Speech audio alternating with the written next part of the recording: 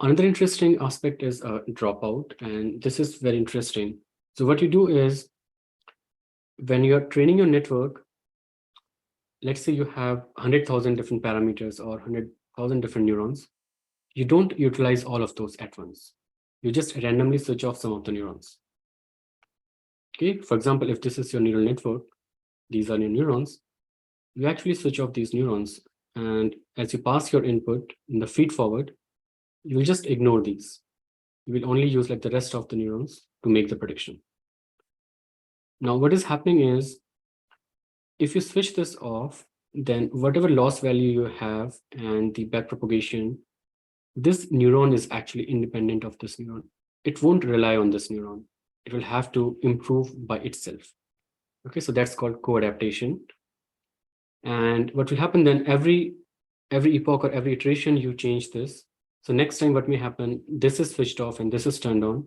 So again, this neuron will try to learn irrespective of what is the learning of this neuron. And since this is done like stochastically in a random fashion, so these neurons will never co-adapt to each other. Okay, so you can think about this.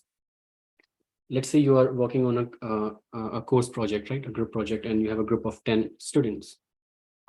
So what may happen is you might have one student in the group or multiple students in the group who are actually relying on other students. So they won't do anything. What they will do is whatever other students are doing, they will just copy it or do something which is based on what other neurons are doing. So essentially, then those students are not learning at all. And at the end, what will happen is whatever outcome you have from that project, so the good students who are actually learning, that will be used.